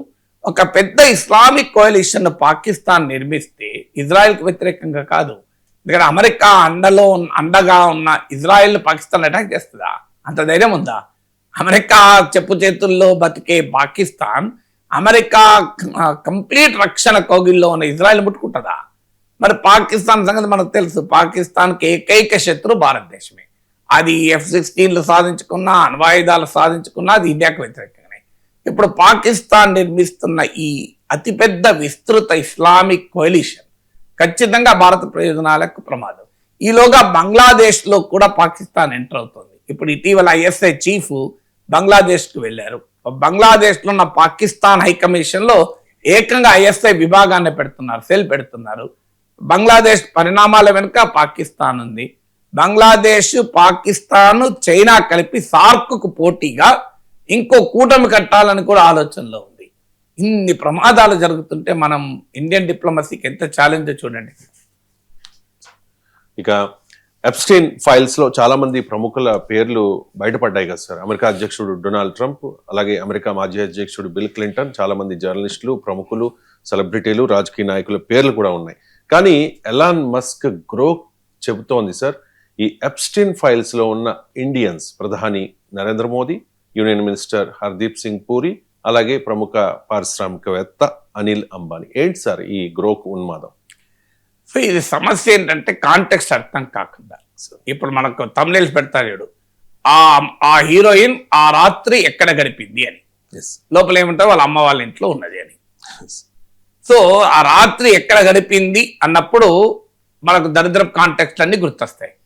కానీ ఎక్కడ ఉన్న గడిపింది మళ్ళీ లోపల ఏముంటుంది, వాళ్ళ అమ్మ దగ్గరికి వెళ్ళింది, వాళ్ళ అమ్మ ఆరోగ్యం బాగలేక అమ్మతో గడపాలి 4 రోజులలో వెళ్ళింది అని ఉంటుంది. ఇలాంటి ఉన్మాదం. సో ఈ ఉన్మాదము గ్రాక్లో ఏదైతే ఉండే సమస్య ఏంటంటే అసలు ఇష్యూ ఏంటో మనకు అర్థం కావాలి. ఇటీవల ఎప్స్టైన్ ఫైల్స్ బయటకు వచ్చాయి. దాంట్లో ట్రంప్ నుంచి క్లింటన్ వరకు అందరి పేర్లు ఉన్నాయి. సో గ్రాక్ను కొంతమంది యూజర్స్ అడిగారు, ఇందులో ఏవైనా ఇండియన్ నేమ్స్ ఉన్నాయా? సహజ క్యూరియాసిటీ కదా మన వాళ్ళకు. సో ఆ క్యూరియాసిటీతో అడిగితే ఎస్ ఉన్నవి, ఎప్స్టైన్ ఫైల్స్లో ఇండియన్ ఆరిజిన్ నేమ్స్ కూడా ఉన్నాయి, నరేంద్ర మోడీ పేరు కూడా ఉంది అని వచ్చింది రిప్లై. కానీ అందులో క్లియర్గా రాశారు, ఏమని రాశారు, కాంటెక్స్ట్ అనేది purely professional or strategic, there is no evidence of misconduct అని కూడా వచ్చింది. అంటే నరేంద్ర మోడీ పేరు ఉంది అని చెప్తూ ఇందులో ఏ రకమైన తప్పుడు ప్రవర్తన అంశం లేదు, వ్యూహాత్మకమైన కారణాల రీత్యా ఉంది. ఏంటి ఆ కారణం అంటే స్టీవ్ బ్యానన్ అని, ఇదే MAGA loyalist leader, make America great again లాబీకి డొనాల్డ్ ట్రంప్ ఫస్ట్ టర్మ్లో one of the chief strategist. ఈ స్టీవ్ బ్యానన్ మోడీని కలవాలనుకున్నప్పుడు ఆ సమావేశాన్ని ఏర్పాటు చేస్తా అని ఎప్స్టైన్ ఆఫర్ చేశాడు. 2019లో ఒక ఈమెయిల్లో స్టీవ్ బ్యానన్ మోడీతో సమావేశం కావాలనుకుంటే అందుకు ఫెసిలిటేట్ చేస్తా అంటూ ఎప్స్టైన్, ఎందుకంటే ఎప్స్టైన్కు ట్రంప్తో సహా అందరితో ఉన్న రాజకీయ కనెక్షన్స్ ఉన్నాయి కదా అని ఆఫర్ చేశాడు. అది అంటే ఈమెయిల్లో ఒక ప్రస్తావన వచ్చింది. సో ఆ ప్రస్తావన పట్టుకొని మోడీ పేరుంది ఎప్స్టైన్ ఫైల్స్. ఎప్స్టైన్ ఫైల్స్ అంటే కేవలము ఆ సెక్స్ స్కాండల్కి సంబంధించినటువంటి ఫోటోలు, ఇమేజెస్, వీడియోస్, ఆన్లైన్ కమ్యూనికేషనే కాదు, ఎంటైర్ ఎప్స్టైన్ ఫైల్స్ అన్ని రిలీజ్ చేశారు, 1000 ఫైల్స్. ఇందులో ఈమెయిల్స్ ఉన్నాయి, అంటే క్యాజువల్ రెఫరెన్సెస్ ఉన్నాయి. ఇప్పుడు ఉదాహరణకు ఎప్స్టైన్ ఎవరైనా జర్నలిస్ట్ ఇంటర్వ్యూ చేసిన అనుకోండి, ఆ జర్నలిస్ట్ ఇంటర్వ్యూ చేసిన కూడా ఉన్నది. సో ఎప్స్టైన్ ఏదన్నా ఎవరైనా కలిశారని ఉన్నారు, అన్ని సెక్స్ స్కాండల్తో లింక్ అయ్యి లేదు. సో ఆ రెఫరెన్స్, ఇప్పుడు ఉదాహరణకు ఒక మర్డర్ చేసే అతను ఇంకోనికి మెయిల్ ఇస్తాడు, మెయిల్ ఇచ్చే క్రమంలో నేను ఈ మధ్య హ్యాబిట్స్లో పోతుంటే నాగేశ్వర్ సార్ కనబడ్డాడు అని ఉన్నది అనుకో, ఆ మెయిల్లో నేను మర్డర్ చేసినట్ట. ఇప్పుడు ఆ మెయిల్ బయటకు వచ్చినవి ఏమంటే ఆ మెయిల్లో ఉంటాడు, హాయ్ ఫ్రెండ్, నేను ఈ మధ్య హ్యాబిట్స్కి వెళ్ళాను, షాపింగ్కి వెళ్తుంటే అక్కడ నాగేశ్వర్ సార్ కూడా కనబడ్డాడు, నువ్వు బాగా ఆయన వీడియోలు చూస్తావు కదా, నీకు తెలుసు కదా అన్నాడు అనుకో. మరి ఆ మర్డర్ ఫైల్లో నాగేశ్వర్ పేరు ఉందంటే ఎట్లా ఉంటుంది? పేరు ఉండకుండా ఎట్లుంటుంది చెప్పండి. సో అంటే ఆ ఫైల్ అంటే ఆ స్కాండల్తో సంబంధం లేదు. అందువల్ల ఈ ఉన్మాదం అంటే గ్రాక్ లాంటి ఈ ఏ ప్లాట్ఫామ్లు ఇప్పుడు నార్మల్గా అయితే నో రెస్పాన్స్ అన్న చెప్పాలి, లేదా కాంటెక్స్ట్ క్లియర్గానే చెప్పాలి. ఎప్పుడు క్లియర్గా చెప్పారు గ్రాక్? మరి కొంతమంది అడిగారు కూడా, అంటే అక్కడితోనే ఆగిన వాళ్ళకేమో మోడీ పేరుంది అని మాత్రమే వచ్చింది. ఇంకొంతమంది ఏమడిగారంటే ఏ సందర్భంలో మోడీ పేరుంది అని అడిగారు. అడిగితే గ్రాక్ చెప్పింది సందర్భం ఇంకో ఇది, అసలు దాని ఎలాంటి మిస్కండక్ట్తో సంబంధమే లేదు, స్కాండల్తో సంబంధం లేదు కూడా చెప్పింది. అంటే ఆ సెకండ్ క్వశ్చన్ అడిగిన వాళ్ళకి వచ్చిన ఆన్సర్. కానీ ఇందులో మోడీ పేరుంది, అంబానీ పేరుంది, మీకు ఇంకోరి పేరుంది, హర్దీప్ సింగ్ పూరి పేరుంది, ఇవన్నీ వార్తలు మొదలయ్యాయి. దాని సమస్య మూలం ఎక్కడుంది? ఏఐ అనేది టెక్స్ట్ ప్యాటర్న్స్ మాత్రమే పట్టుకుంటుంది. సో ఏఐకి ఉండేటువంటి క్యారెక్టర్ ఏంటంటే డేటా టెక్స్ట్ ప్యాటర్న్ మాత్రమే పట్టుకుంటుంది, దాని లోపలికి వెళ్ళదు కాదు. ఇప్పుడు మీరు గ్రాకీపీడియా అని వచ్చింది ఈ మధ్య, వికీపీడియా లాగా. దాంట్లో నా గురించి ఒక 4-5 పేజీలు చాలా వివరంగా ఉంది, చాలా పాజిటివ్గా ఉంది. మొత్తం అద్దల మధ్యలో ఒక దగ్గర రాశారు, ఈ మధ్య ఇతను వైఎస్ఆర్ కాంగ్రెస్ పార్టీకి అనుకూలంగా డబ్బులు తీసుకొని మాట్లాడుతున్నాడు అన్న విమర్శలు ఎదుర్కొంటున్నారు. ముఖ్యంగా ఒక పట్టాదారు పాస్బుక్ల ఫోటోలతో స్టార్ట్ అయిందని ఉంది. అంటే ఎందుకుంది ఇది? ఆ గ్రాక్ ఏం చేస్తుంది? ట్విట్టర్లో జరిగిన సంభాషణ ఆధారంగా చెప్తుంది. ఇది ఎవరు చేశారు? పనికి మాలిన క్యాంపెయిన్ నా మీద జరిపారు. ఏంటి ఇష్యూ? ఇక్కడే కూర్చొని మాట్లాడిన ఇష్యూ, అది వేరే కాదు. యూట్యూబ్లో ఉంది, ఇప్పటికీ వీడియో ఉంది. పట్టాదారు పాస్బుక్ల పైన జగన్ ఫోటో వేసుకున్నప్పుడు జగన్ భూములు తీసేసుకుంటున్నాడు అని చెప్పి పెద్ద ఎత్తున టీడీపీ క్యాంపెయిన్ చేసింది. దానిపైన నన్ను క్వశ్చన్ మీరే అడిగారు. ఏమడిగారు? పట్టాదారు పాస్బుక్ల పైన ఇలా ఫోటోలు వేసుకోవడం కరెక్టా? భూములు తీసుకుంటుంది అని అంటున్నారు ఏంటి అన్నారు. నేను అన్నది ఏంటి? పట్టాదారు పాస్బుక్ మీద ఫోటో ఉంటే భూమి ఎట్లా తీసుకుంటారు? ఒక వ్యక్తి భూమిని ఇంకో ప్రభుత్వం ఎట్లా తీసుకుంటుంది? ఇప్పుడు ఆ పాస్బుక్ పైన ఎంఆర్ఓ సంతకం ఉంటుంది, రేపు ప్రభుత్వం తీసుకుంటుంది ఎంఆర్ఓ సంతకం ఉందని. సో ప్రభుత్వం భూములు ఎట్లా తీసుకుంటుంది అయ్యా? సాధ్యమే కాదు. ఇది నీతి ఆయోగ్ ప్రతిపాదిస్తున్న ల్యాండ్ టైటిలింగ్ యాక్ట్, ఇది మోడీ ప్రభుత్వం ప్రతిపాదిస్తున్న చట్టం. అయినా ప్రభుత్వం ప్రజల ఆస్తులు ఎట్లా తీసుకుంటుంది? ప్రాక్టికల్గా సాధ్యం కాదు కదా అన్నాను. ఇక అంటూ ఏమన్నాను? పట్టాదారు పాస్బుక్ల పైన ఫోటో వేసుకోవడం తప్పు, ఇది మీకు నరేంద్ర మోడీ వ్యాక్సిన్ సర్టిఫికేట్ పైన ఫోటో ఉంటుంది, అది కూడా తప్పే. ఫ్రాంక్ఫర్ట్లో మా ఫ్రెండ్కే జరిగింది, నీ ఫోటో కాదని చెప్పి ఆడ ఎయిర్పోర్ట్లో అభ్యంతరం చెప్పారు. ఇది మా ఫోటో కాదు, మా ప్రైమ్ మినిస్టర్ ఫోటో అంటే వాళ్ళు నవ్వారు. నేను అపోలో హాస్పిటల్లో డబ్బులు కట్టి వ్యాక్సిన్ వేయించుకున్నా, నాకు వేసింది అపోలో హాస్పిటల్, ఆ వ్యాక్సిన్ తయారు చేసింది ఆధార్ పునావాలా. సో అది ఒక వ్యాక్సిన్ కంపెనీలో మోడీకి ఏం సంబంధం? మోడీ డబ్బులు ఇవ్వలే, మోడీ వ్యాక్సిన్ కనుగొనలే, మోడీ పంపిణీ చేసిన వ్యాక్సిన్ కాదు నేను వేసుకున్నది. మరి నా సర్టిఫికేట్ పైన మోడీ ఫోటో ఉన్నది కదా. ఇలా పట్టాదార్ పాస్బుక్ పైన ఫోటో వేసుకున్నా, వ్యాక్సిన్ సర్టిఫికేట్ పైన ప్రైమ్ మినిస్టర్ ఫోటో ఉన్నా తప్పే. తప్పు ఉంటే 2 తప్పు, రైట్ అయితే 2 రైట్. నా దృష్టిలో 2 తప్పు అన్నా. ఇంట్లో ఎంత స్పష్టంగా చెప్పిన. పట్టాదారు పాస్బుక్ జగన్ ఫోటో వేసుకొని తప్పని చెప్పిన నేను. ఇప్పుడు ఈ కాంటెక్స్ట్ అంతా లేదు గ్రోకీపీడియాలో. ఈ కాంటెక్స్ట్ లేకుండా నా పైన అటాక్ చేశారు. ఎందుకు? నేను అడిగిన ప్రశ్న తెలుగుదేశం పార్టీ మిత్రులకు ఇబ్బంది అయింది, ఎందుకంటే మోడీని ఏమి అనలేరు కదా వాళ్ళు. సో వాళ్ళు ఏమీ అనలేక వాళ్ళు భరించలేకపోయారు ఈ క్వశ్చన్. దీనిలో ఏం తప్పున్నా చెప్పు, జగన్ తప్పన్నా నేను. పట్టాదారు పాస్బుక్ పైన ఫోటో వేసుకోవడం తప్పు అని అన్నా. నేను ఎక్కడ సమర్థించలే, కానీ నేను సమర్థించినట్టు పెద్ద ఎత్తున సోషల్ మీడియాలో అప్పటి నుంచి నా పైన దాడి, ఇప్పటికీ దాడి. మీరు కావాలంటే యూట్యూబ్లో ఆ వీడియో ఉంది, నేనే మార్చలేం కదా ఇప్పుడు. అప్పుడు ఆ డేట్తో అయితే నేను ఇప్పుడు పోస్ట్ చేయలేం కదా. చూడండి ఇప్పటికైనా, దట్ వీడియో స్టిల్ దేర్. ఇంతే ఇప్పుడు నేను చెప్పినంత ఉంది అలా. అంటే ఇది గ్రోత్ ఉంది. నా వెర్సనల్ అనుభవమే చెప్తున్నాను. ఇప్పుడు మోడీ దాకా వచ్చే వరకు బాధేస్తుంది, మరి నాగేశ్వర్ పైన కూడా ఇట్లనే వస్తే నేను బాధపడాలి కదా. అసలు జరిగిన కాంటెక్స్ట్ ఏంటి? అయ్యా పాస్బుక్ పైన ఫోటో గురించి నేను ఏమన్నా తప్పన్నా కదా. ఇదంతా లేదు, కేవలం ఇంకో ఈ అంశం పైన నాగేశ్వర్ పైన విమర్శలు ఉన్నాయి. ఎందుకంటే ఒక సభ్యునికి ఉంది కాంట్రవర్సీ అండ్ బ్యాక్లాష్ అని. కాంట్రవర్సీ అండ్ బ్యాక్లాష్ సభ్యుడి మొత్తం ఎంటైర్ వికీపీడియాలో ఉన్నదంతా నాకు అనుకూలంగా ఉంది. నన్ను ఒక ఇండిపెండెంట్ అనలిస్ట్ చాలా స్వతంత్రంగా లోతుగా విశ్లేషిస్తాడు, అన్బయాస్డ్ అనలిస్ట్ అనే మెచ్చుకున్నాను నేను. అంటే అర్థమైంది, నా పైన 99% అభిప్రాయం అదే ఉంది కనుక అదే రాసింది. కానీ 1% ఇది కూడా ప్రచారం ఉంది కదా, దీన్ని కూడా గ్రోక్ పట్టుకొచ్చింది. అది ఎందుకు పట్టుకొచ్చింది? That is the technology. అది ఓన్లీ టెక్స్ట్ ప్యాటర్న్స్ గుర్తిస్తుంది. దాన్ని మొత్తం ఇంత లోతుగా అధ్యయనం చేసే పరిస్థితి లేదు. ఇప్పుడు జనరేటివ్ డెవలప్ అవుతుంది, క్రిటికల్ థింకింగ్ కూడా దానికి ఏఐకి ఇవ్వాలని ప్రయత్నం జరుగుతుంది. But still it is more text pattern. అందువల్ల మోడీ పేరు ఉందా అంటే ఉంది, 2019 ఈమెయిల్లో ఉంది. సందర్భం ఏంటి? ఈ సెక్స్ స్కాండల్కి ఎలాంటి సంబంధం లేదు. అన్యాయంగా భారత ప్రధానమంత్రి ఇప్పటి వరకు ప్రైమ్ మినిస్టర్ను రాజకీయంగా పాలసీ పరంగా విమర్శించవచ్చు, కానీ పర్సనాలిటీ రీత్యా ఎవరు విమర్శించలేదే. సో ఆయన పైన వ్యక్తిగత అవినీతి ఆరోపణలు కూడా లేవు కదా. ఆయన హయాంలో ఆదానికి సంపాదించాడన్న విమర్శలు ఉంటూ ఉండొచ్చు, అన్ని నంబానికి మెయిల్ చేశాడని. కానీ నరేంద్ర మోడీ వ్యక్తిగత ప్రవర్తన పైన ఇప్పటి వరకు ఎలాంటి ప్రశ్నలు లేవు. ఇంపెకబుల్ క్యారెక్టర్ అంటారు. ఆయన వ్యక్తిగత క్యారెక్టర్ పైన ఎలాంటి విమర్శలు లేవు. నేను ఇప్పుడే కాదు, ఆయన భార్యకే న్యాయం చేయలేని వాడు దేశానికి ఏం చేస్తాను చంద్రబాబు నాయుడు విమర్శించినప్పుడు కూడా తప్పన్నాను. ఇది అన్యాయమయ్యా, అలా అనకూడదు, మనం భార్యను ఎందుకు తీసుకురావాలి అని అన్నాను. అలాంటి మోడీజీ పైన, దేశ ప్రధాని పైన గ్రాక్లు ఇలాంటి కారుకూతులు వస్తే ఖచ్చితంగా ఏ యుగంలో జరుగుతున్న ప్రమాదాన్ని కూడా మనం అర్థం చేసుకోవాలి. ఇది ఎవరైనా కావచ్చు, నాగేశ్వర్ లాంటి ఒక సామాన్యుడు కావచ్చు, నరేంద్ర మోడీ లాంటి ఒక అసమానుడు కావచ్చు, ఎవరికి అన్యాయం జరిగినా తప్పే కదా. Thank you so much sir.